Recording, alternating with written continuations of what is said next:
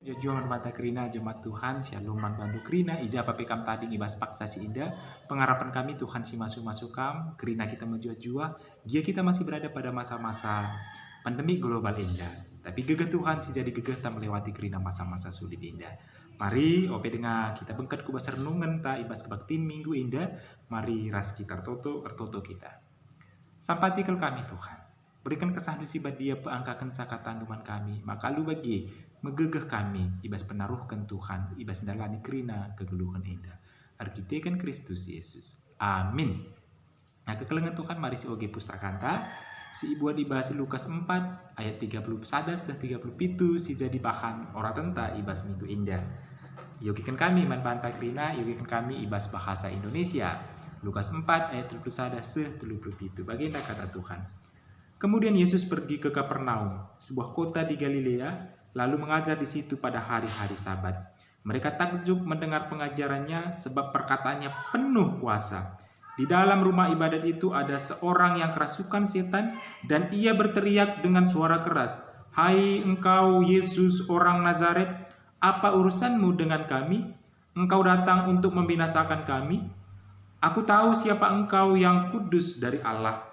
Tetapi Yesus menghardiknya katanya, "Diam, keluarlah daripadanya."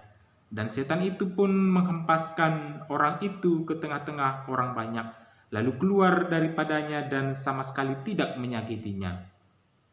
Dan semua orang takjub. Lalu berkata seorang kepada yang lain katanya, "Alangkah hebatnya perkataan ini, sebab dengan penuh wibawa dan kuasa ia memberi perintah kepada roh-roh jahat, dan mereka pun keluar. Dan tersebarlah berita tentang dia kemana-mana di daerah itu." Terjemah baginda pengogen kata Tuhan, kekelengan Tuhan menjuah-juah manbanta Krina. Minggu indah igelari emakap minggu Septuagesima di tengah-tengah gereja. Dan minggu Septuagesima emakap minggu ke-9 sebelum Paskah atau 3 minggu sebelum Rabu Abu di naibas kalender gereja Katolik. Secara tradisional kekelengan Tuhan Septuagesima menandai permulaan persiapan ta nandangi Prapaskah. Biasanya persiapan indah dilakukan berpuasa untuk menyambut Paskah. Maka arah minggu indah kita ibabai, kita didorong untuk mempersiapkan diri kita untuk menyambut masa-masa persiapan Paskah yang kemudian akan segera disusul oleh minggu-minggu Paskah. Nah, temanta iba suari indah kekelengan Tuhan emakap Yesus erdolat dengan erkuasa. Si indah ibuat ibas Lukas 4 ayat 31 37. Maka kami hanya akan memfokuskan khotbah basuari indah hanya pada Lukas 4 si jadi bahan ora tentang inandai. Maka lihat yakap kami dua hal si yakap kami perlu untuk jadi perenungan manbanta ibas minggu indah. Si pertama, maka milikilah daya lenting menghadapi hal-hal yang sulit. Milikilah daya lenting atau daya tahan pada masa-masa sulit. Pertanyaan yang ingin kami ajukan pertama manbanta Krina adalah, pernahkah kamu gagal? Pernahkah kamu ditolak? Pernahkah kamu tidak dihitung, lai kira, atau bahkan dipecundangi? Apa yang kamu rasakan ketika hal itu terjadi manbandu? Tentu hati kita remuk, tentu hati kita pecah berkeping-keping, hancur ya. Sebab salah satu kebutuhan kita sebagai manusia, maka kita diakui, kita dihargai, kita diterima, kita dianggap dan dinilai penting keberadaan kita. Namun ternyata realitas kehidupan kita kadang-kadang menyajikan yang berbeda. Kita kadang-kadang berada pada situasi konflik, penolakan, tidak dihargai, dan itu bisa saja terjadi pada siapapun di antara kita. Yesus pernah mengalaminya kekelengan Tuhan. Kemanusiaan Yesus ternyata benar-benar merengkuh seluruh pengalaman pahit sebagai manusia. Yesus ditolak di kotanya sendiri, emakap Nazaret. Lukas 4 indahnya menunjukkan penolakan yang terang-terangan dilakukan oleh orang-orang Nazaret. Nah, teman Nasadakuta, ini alasan terbesar mengapa akhirnya Yesus sampai di Kapernaum, si jadi bahan orang tentang daya. Kata kemudian tapi di bahasa Karona Jenari Nina ya, menunjukkan langkah selanjutnya yang dilakukan oleh Yesus pasca penolakan yang dilakukan oleh orang Nazaret. Ketiadaan tempat di kampung halaman ternyata tidak serta-merta membuat langkah Yesus untuk berkarya, untuk melayani, untuk melanjutkan pekerjaannya berhenti. Dia tidak stagnan ketika menemui titik buntu di situ. Dan dia mengakhiri segalanya. Dia tidak seperti itu. Ia melanjutkan gumul dan perjuangannya. Kali ini ia menjadikan Kapernaum sebagai lokus pelayanannya yang baru setelah penolakan dari Nazaret. Seperti yang ditunjukkan oleh penulis Lukas. Orang banyak dikatakan di situ begitu takjub dengan perkataan dan pelayanan Yesus. Ketika ditolak, ditekan, namun Yesus berjalan terus. Maka sebuah teladan dari kedaulatan Yesus membantah gerina adalah daya lenting, daya tahan, daya resiliensi yang utuh yang harus menubuh di dalam diri kita. Karena masa-masa sulit bisa saja menyentuh kita kapan saja. Penolakan, tekanan yang bertubi-tubi tidak menghentikan langkahnya.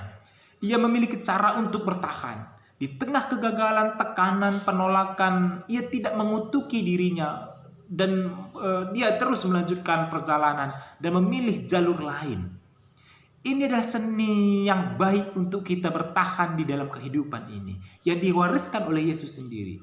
Daya lenting, daya tahan, dan daya juang itu penting bagi kita. Karena masa-masa sulit bisa saja kapanpun menghampiri diri kita.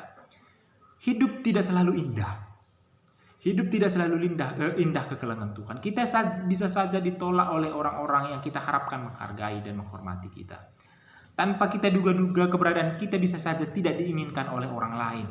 Maka daya lenting, daya tahan adalah sesuatu yang harus memang ada di dalam diri kita. Penolakan tidak direspon bukan penanda kita gagal. Bukan penanda kita adalah pecundang. Banyak alternatif lain yang Tuhan sediakan untuk melanjutkan perjalanan kehidupan ini. Pilihlah bertahan dan melanjutkan hidup. Jangan klaim diri kita gagal, apalagi mengutuki diri kita. Kekelengan Tuhan, pada masa-masa yang tidak mudah ini, di tengah-tengah wabah global COVID-19 yang menyentuh seluruh aras kehidupan kita paksa indah, daya lenting, daya tahan menjadi sesuatu yang mutlak ada pada diri kita. Saat kita kebingungan, kita khawatir dengan apa yang akan terjadi ke depan. Kapankah COVID ini akan segera berhenti? Apa yang akan kita makan? Bagaimana kita akan melanjutkan hidup kita, melanjutkan pendidikan anak-anak kita? Daya tahan harus menubuh di dalam diri kita. Tuhan menyajikan beragam cara bagi kita untuk bertahan dan selalu memberi alternatif baru, jalan yang baru bagi kita untuk melanjutkan hidup dan perjuangan kita. Maka bertahanlah. Lanjutkan kehidupan kita, lanjutkan perjuangan kita. Itulah yang dikatakan sebagai daya resiliensi, daya tahan, dan daya juang kita. Maka kekelengan Tuhan, jikalau kita meneladani Yesus, maka kita juga meneladani daya juang dan daya tahan Yesus pada masa-masa sulitnya. Yang kedua, kekelengan Tuhan. Belajar dari sisi lain dari kata otoritas. Banyak orang mengartikan otoritas atau kuasa sebagai sesuatu yang keras, kaku, mengekang, dan mengintimidasi. Perikop ini menyajikan sebuah arti otoritas yang berbeda yang ditemukan di dalam diri Yesus. Kata penuh kuasa, dem alu kuasa, ibas ogen tak enadai aslina situn authority, yang artinya ada otoritas. Ketika kami mencoba mengulik pada bahasa aslinya, sebenarnya ini artinya adalah ia meyakini 100% apa yang diucapkan dan yang diajarkan itu benar-benar begitu adanya, benar-benar benar begitu kira-kira. Tak sedikit pun ada terbersit di sana kesalahan atau keraguan. Jadi dia benar-benar meyakini perkataannya. Jadi ketika dia mengungkapkan kebenaran, benar-benar memang 100% dia yakin itu benar. Ia juga melakukan seluruh yang ia ucapkan. Emai katakan penuh kuasa. Edadai. Jadi perikop ini menyajikan sebuah sisi yang harus kita tangkap dari yang namanya power, kuasa, dan otoritas. Ini yang akhirnya membuat orang banyak takjub dari pengajaran Yesus di paksa karena berbeda dengan orang-orang Farisi dan orang guru-guru agama. Dan ini yang akhirnya juga yang membuat setan-setan juga patuh kepada apa yang diperintahkan oleh Yesus. Kata otoritas, penuh kuasa izin, dan lebih pada arti bagaimana dia yakin dengan apa yang dia ucapkan, yakin 100%, dan dia juga melakukan apa yang dia ucapkan itu, begitu. Nah, kekelengan Tuhan, arah perikop indah. Jadi ada pelajaran manfaat. Otoritas, kuasa dingin bukan suatu yang keras dan mengintimidasi. Bukan pula dalam bentuk perintah yang selalu menekankan orang lain tunduk dan selalu mengikuti maklumat yang kita keluarkan. Otoritas adalah ketika kita meyakini kebenaran, setiap kebenaran yang hendak kita ucapkan, sehingga orang juga yakin dan merasakan energi positif yang kita transfer dari setiap perkataan kita. Kata takjub di sini menerangkan perbedaan otoritas yang lazim dipahami orang banyak dan apa yang ditemukan di dalam diri Yesus. Yesus tidak mengajar dengan cara mengintimidasi, kaku, keras seperti yang ditemukan pada orang-orang Farisi dan guru-guru agama. Namun ucapannya penuh kuasa. Kenapa? Karena otoritas kebenaran ia sampaikan dan itu melekat pada dirinya, itu mendaging di dalam dirinya.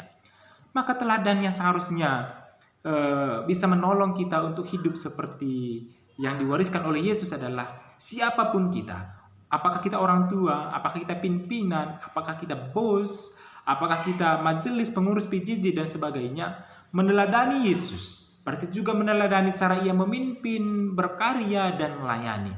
Otoritas yang dimasukkan bukan mengintimidasi dan mengekang orang lain. Namun orang takjub kepadanya. Karena apa? Karena ia menyampaikan kebenaran yang penuh dan 100% kebenarannya. Ia tidak menyimpan keraguan pada apa yang dia ucapkan. Karena apa? Memang benar yang dia ucapkan. Sehingga iblis pun tunduk pada apa yang ia perintahkan. Maka kelengan Tuhan, orang melakukan apa yang kita perintahkan bukan karena kita keras, kaku, kejam, dan sebagainya. Kita bisa memengaruhi orang, menginfluence orang bukan karena kita pintar berorasi, bukan karena kita memiliki kuasa dan power seperti dalam buku-buku yang laris, yang kerap kita baca ke kelengan Tuhan. Namun adanya relasi antara otoritas dan integritas kita. Kita tahu apa yang kita lakukan dan kerjakan itu 100% kebenarannya, dan kita juga mengerjakan dengan baik ucapan-ucapan yang kita lakukan, yang kita ucapkan itu, yang kita cetuskan setiap waktu itu lewat laku-laku hidup kita. Itulah yang dikatakan berkuasa, itulah yang dikatakan berotoritas, inilah yang dikatakan juga berdaulat. Ketika kita mengucapkan dan melakukan kebenaran yang sebenar-benarnya. Nah, maka kekelengan Tuhan, dalam minggu Septuagesima ini kita diingatkan untuk bertahan pada masa-masa sulit kita, pada masa-masa yang tidak mudah ini, pada masa-masa pandemi indah. Kita diajak untuk bertahan, melanjutkan kehidupan kita. Karena Tuhan menyediakan beragam cara, alternatif baru dari setiap titik-titik buntu yang kita temui. Yang kedua adalah, mari kita menyelaraskan antara ucapan kita dan apa yang kita lakukan. Dengan demikian orang lain juga akan melihat bahwa kita melakukan kebenaran itu.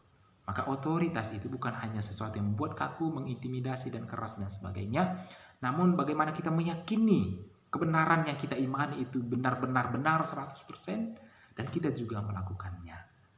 Lalu bagi kekelengan Tuhan, orang juga akan melihat dan orang juga akan takjub dengan cara kehidupan kita. Karena kita meneladani Kristus yang berkuasa dan berdaulat itu. Amin. Ras kita toto kita. Tuhan Bapa kami seringan paskenar dan surga.